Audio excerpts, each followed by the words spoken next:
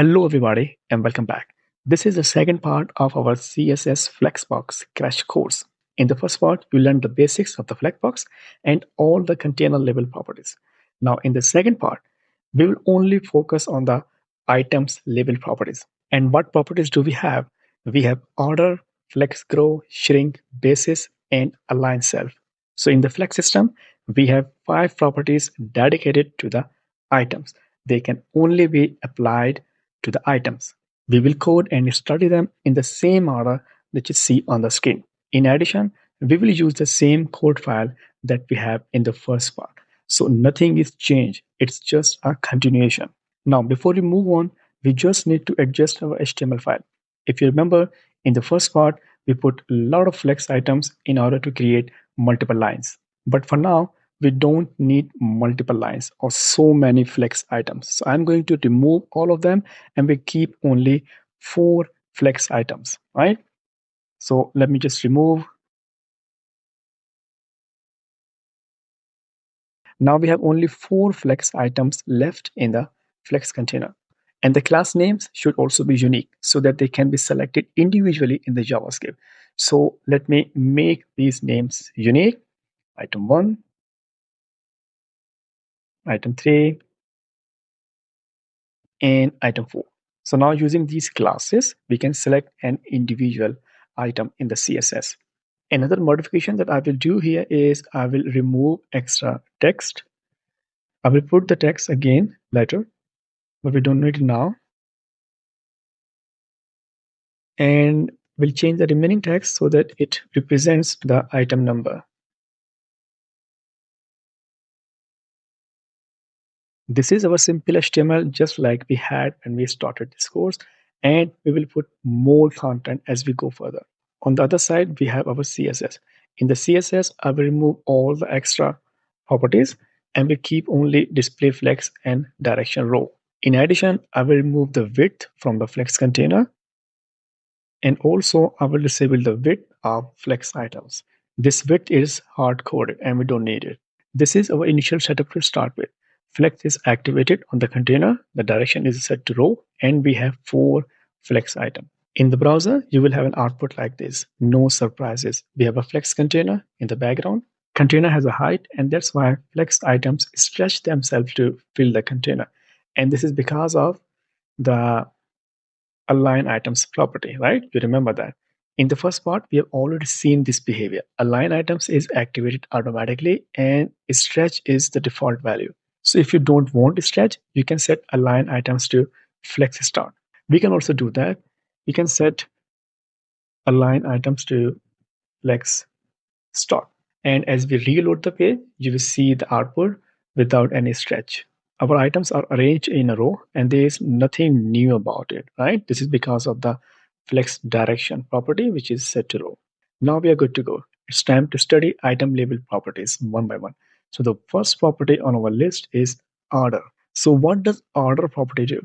Using this property, you can change the order of the HTML in the browser without making any change in your actual HTML. Item 1 will appear first in the browser, and right after item 1, item 2 will appear. Then item 3 and item 4. This order can be changed in the browser using the order property, and the underlying HTML will remain intact.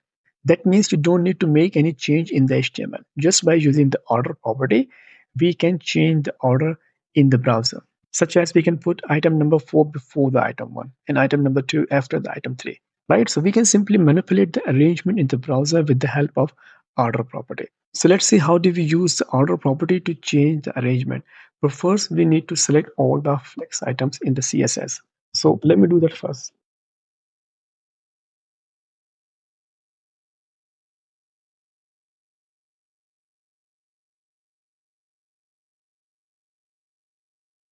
So here we have selectors for our flex items. Items label properties can only be applied on the items. Remember that.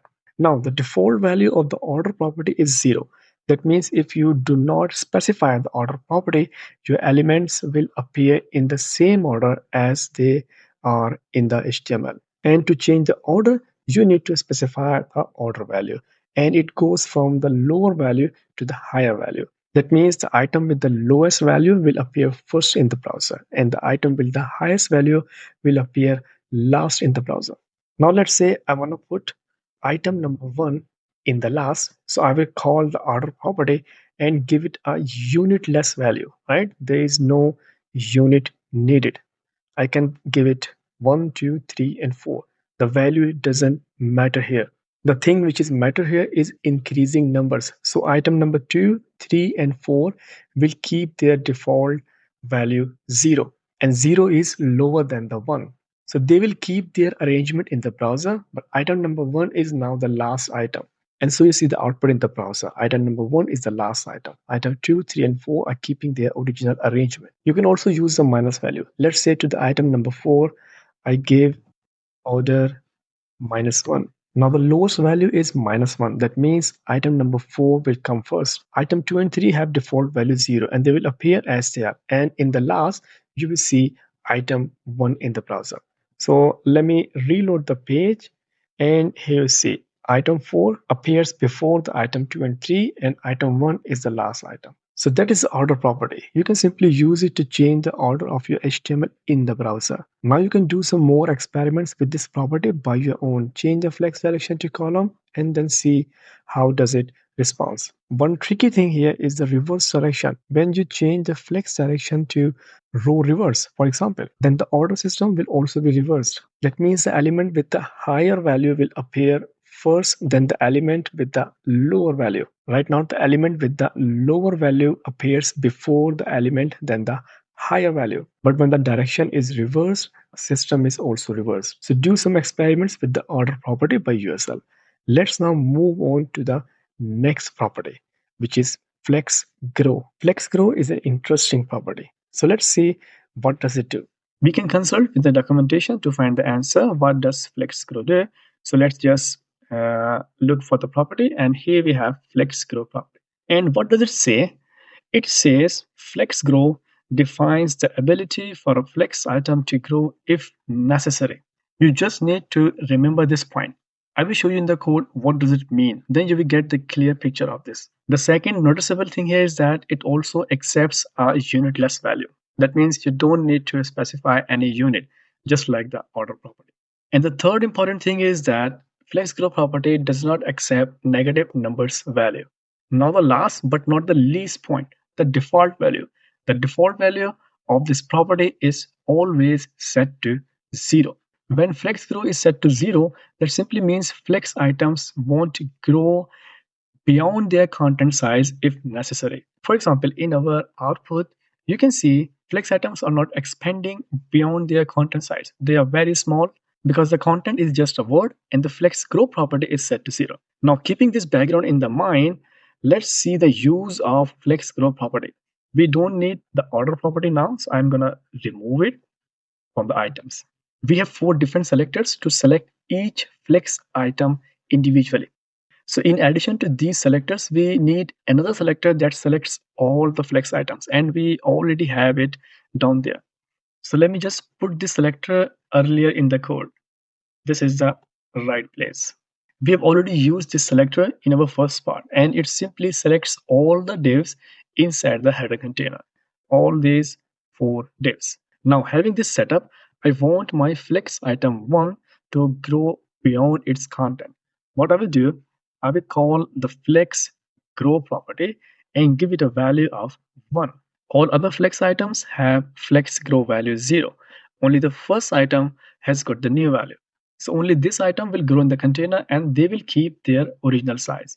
Let me reload the page, and here we see the item 1 is totally expanded beyond its content size. And item 2, 3, and 4 have the same size as before. Now instead of applying flex grow 1 on only item 1, I will apply it on all the items. So when we apply flex grow 1 on all the items, they will grow equally inside the container. That means all the flex items will now have the same size. The space inside the container is distributed equally. Reload the page and you will see the output. Space in the container is now distributed equally and the items have the same size. Now what will happen if I apply flex grow value 2 on the first item? In this case, item 1 would take up twice as much space of the container in comparison with the size of other flex items. That means the size of the first flex item has now become twice as the size of the flex item 2, 3, or 4. Now, before we reload our page in the browser, I need to make this selector strong because now we have a conflict in our CSS file. We have two selectors working on the same HTML. So both the selectors, this one and this one, trying to set a different flex grow value on the same HTML element. So in this case, the browser will select a selector which has the higher specificity value. So this selector has a higher specificity value, and specificity is not a topic here. We are not discussing it. But fortunately, I have already made a tutorial on it. You can find it on my channel. So because of the higher specificity value, browser will select this selector and will apply flex grow 1 on all the flex items. And what we want to do, we want to apply a different flex grow value only on the first flex item. So we need to increase the weight of the specificity of our flex item 1 selector. And we can simply do that by putting a class header before. So this selector, as before, will select only the flex item 1, but now the value of the specificity is higher than this one. Now the browser will apply flex grow 1 to flex item 2, 3, and 4, whereas flex grow 2 is only applied to the item 1. Now, as I reload the page, you will see the item 1 will try to take twice as much space as item 2, 3, and 4. So let me reload, and here you see the output. The size of the item 2 is now twice as size of the item 2, 3, or 4. Now what will happen if I apply the same flex grow value, flex grow 2 on the item 4, and we also need to increase the value of specificity here, like this. Now item number 4 will also grow proportionally. So let's have a reload. The item 1 and the 4 are trying to keep a proportion, and their size is twice as much as the size of the other items. So that was the flex grow property, and just by simply using it, you can make your flex items bigger. They can expand beyond their content. And finally, I just want to leave a comment about direction. We have been working with flex direction row. If you're working in the column direction, flex grow works in the same way, except it affects the height of your flex items rather than the width. That was the flex grow property. The next property on our list is flex shrink. Flex shrink is pretty much opposite to flex grow. It enables a flex item to shrink when the size of the container reduces. In addition, when our flex items try to create an overflow or try to go outside of the flex container, flex shrink comes in action. Flex shrink reduces the size of the flex items so that there won't be any overflow. And this behavior we have already seen and studied in the first part of this course.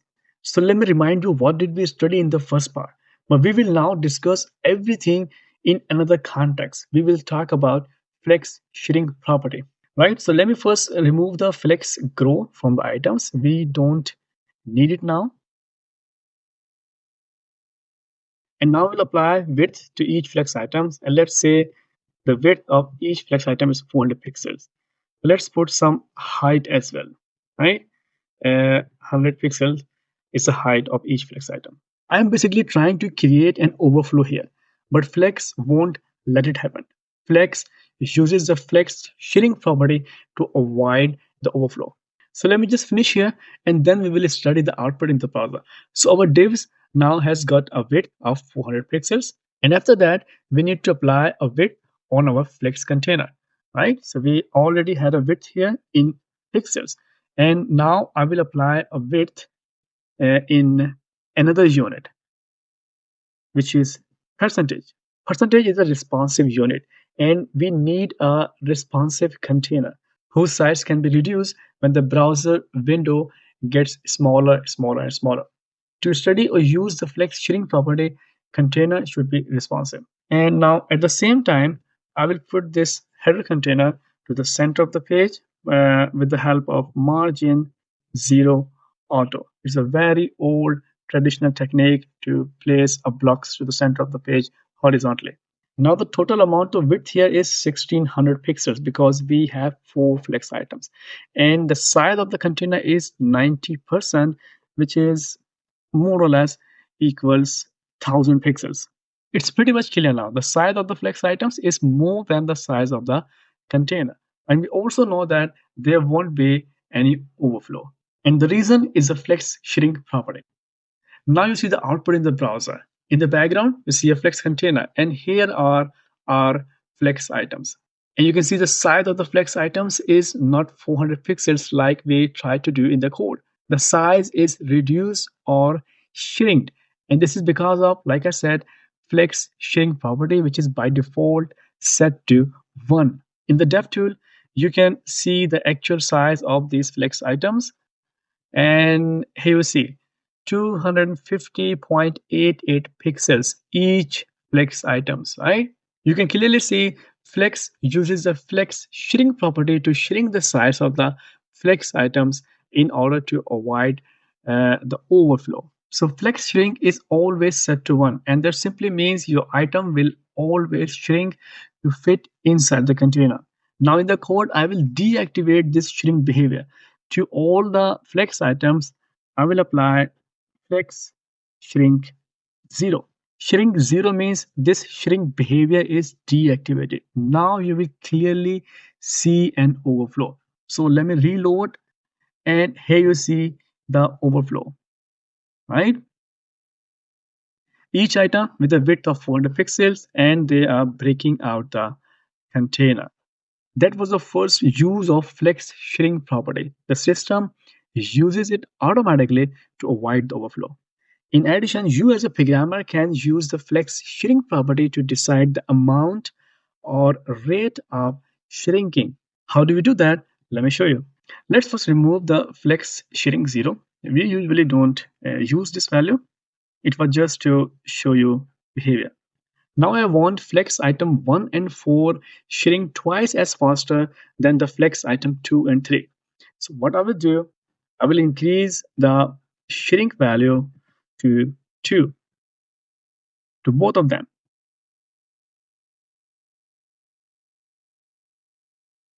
And when they will start to shrink? They will start to shrink when the size of the container reduces.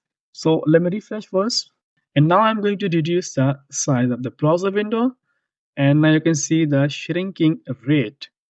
Now you see as the size of the browser window, all the container gets smaller or smaller.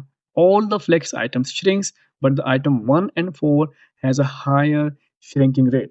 If you want more shrinking, you can increase the value of the property. Now let's say to item 4, I put value 4.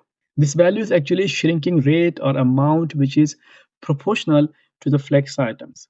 Now as we refresh, you will see the item 4 is shrinked with the higher rate. In the full window, you will also notice item 4 is slightly narrower than the item 1, 2, and 3. And this is because of the higher shrinking rate we applied on it.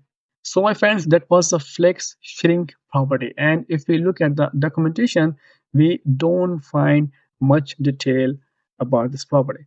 But you don't need to look further. I have told you everything about this property and how does it work. If you work in the column direction, it will work exactly the same, and the items reduce in height rather than the width. So that was all about flex shrink property. Let's now move on. Now we have another property on our list, which is flex basis.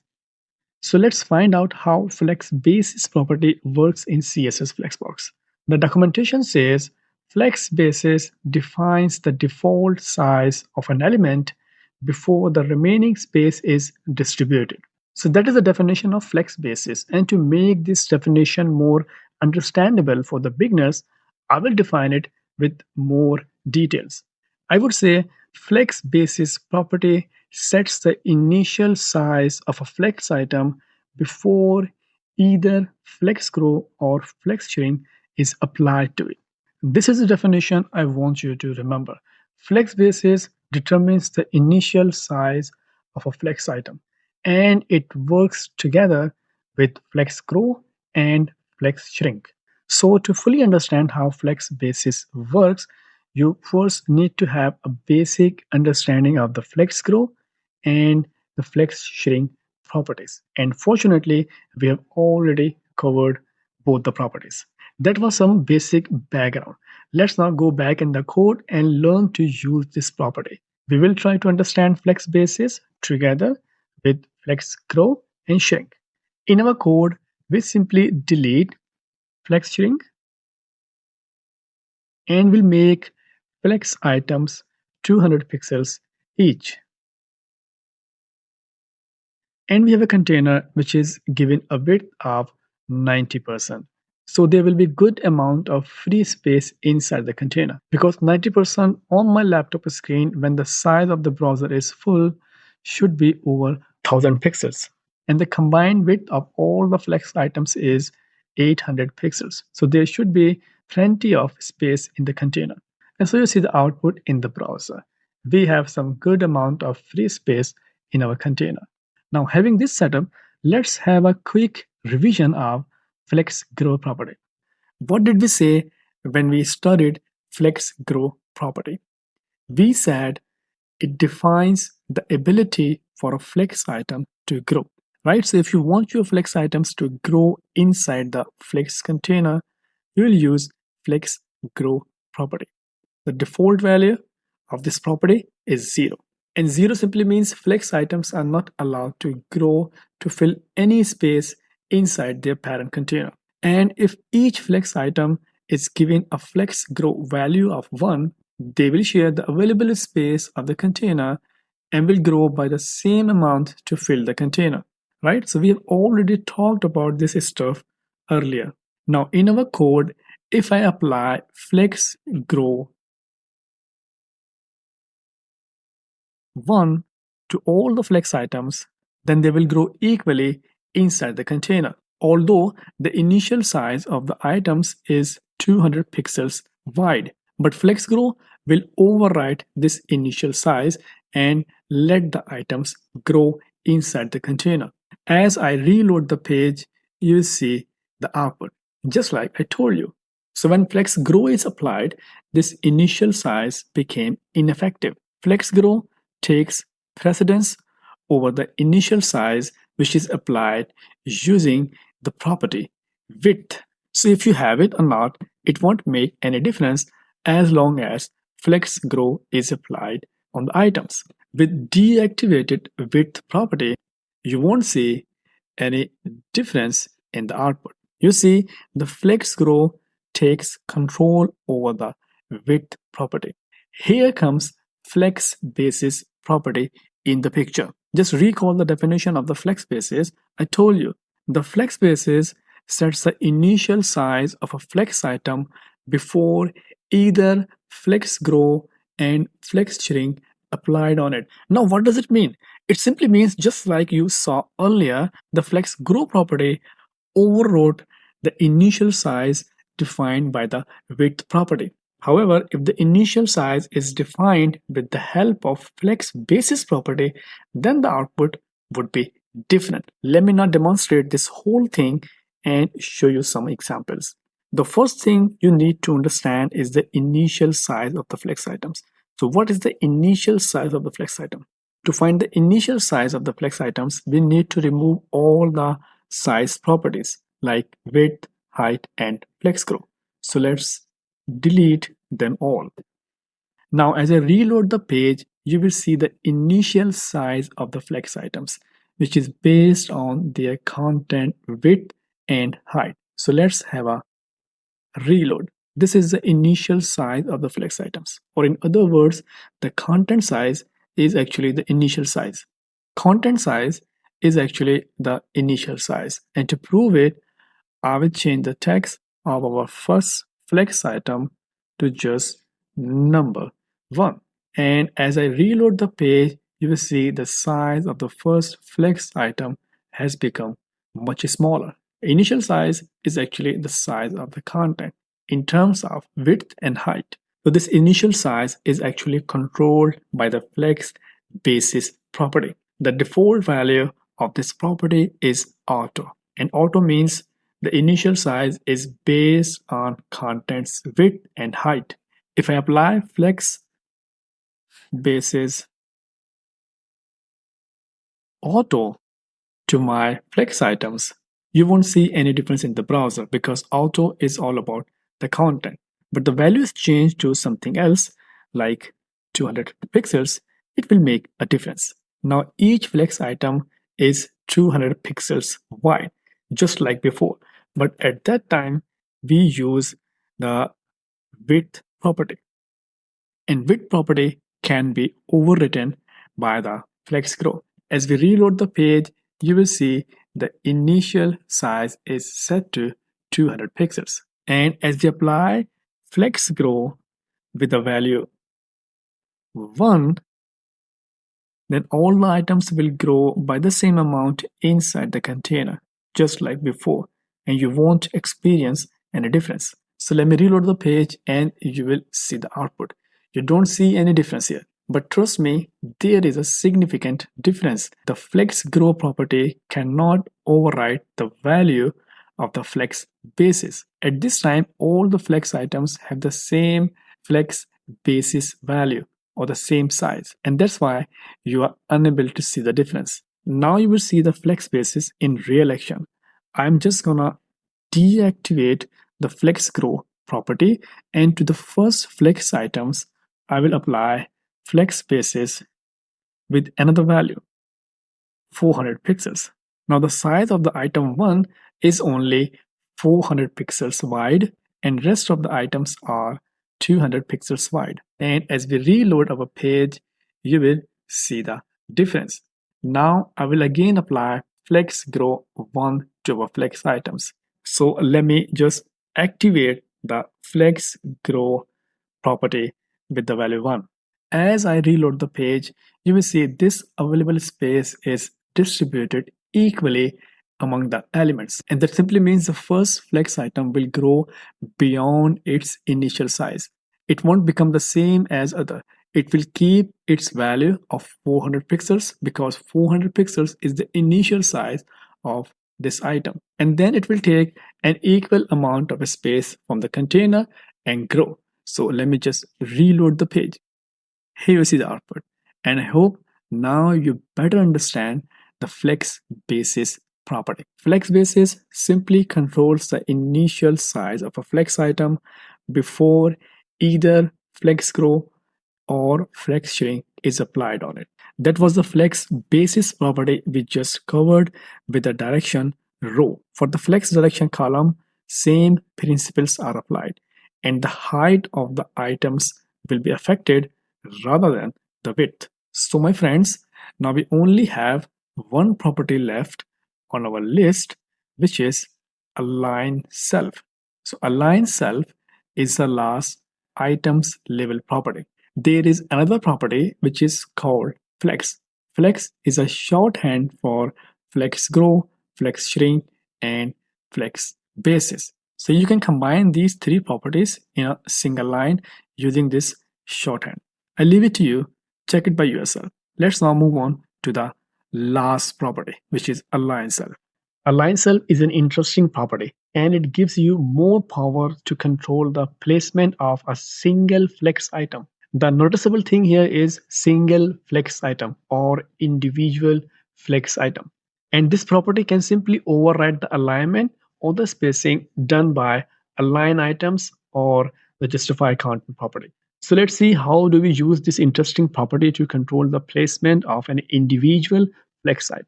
Now in our code, we actually don't need flex grow, but we can keep the initial size of 200 pixels and this flex item will also be 200 pixels. So all the flex items now has a size of 200 pixels and we are working in flex direction row. And here is the result in the browser. Now we'll talk about align self property. There is an important thing that you need to know in order to understand and use this property. The align self property moves a single flex item on cross axis. Cross axis is just a plane and it can be vertical and horizontal based on the flex direction we are working with. Now I will show you two different images on the screen to give you more understanding of the cross axis. Let's have a look at the first image. When you're working with flex direction row, then the cross axis is vertical axis. right? So with the flex direction row, cross axis is the vertical plane. In the next image, you see flex direction is set to column. And when the direction is set to column, cross axis is horizontal, right? So the cross axis is always opposite to the direction you choose to work with. That was the background of cross axis. The align self property moves an item only across the cross axis. That cross axis can be vertical or horizontal based on the flex direction. Now, having this background in mind, let's apply align self property on our item number 4. Our flex direction is set to row. That means the cross axis is vertical. So the align self property will move this item on the vertical plane. So to the item number 4, I will apply align self center. So what will happen as I reload the page? This is our direction row, flex direction row, and this is cross axis. So this item number 4 will put itself to the center of the cross axis. So let me reload, and here you see the output. So you can see we have bunch of flex items, and using the align self property, we can pinpoint only a single item. The align self has different values. You can say flex start, flex end, center, baseline, and stretch. So instead of center, we can also choose flex end. Now our item number 4 will put itself at the end of the cross axis, like here. So let me reload, and you see the output. We can change flex direction to column. When the flex direction is column, cross axis is horizontal, and align self on the item number 4 is set to flex end. Now what will happen as I reload the page? Our items will arrange themselves in a column, but item number 4 will move down to the end of the cross axis. Now the cross axis is this horizontal plane. So let me refresh the page, and you see the output, right? So you see align self basically give you more power to control the placement or the alignment of an individual flex item. So my friends, align self was the last property on our list, and I must say, well done. You have learned the whole flex system. You only need some practice and develop some layouts to get a strong command over the flex system. You will have some good amount of practice in the last part of this course. Like I said in the beginning, this course has a project. So the layout that you see on the screen, we are going to develop in the last part of this course. Don't miss that last part. I will be there to welcome you. Take care.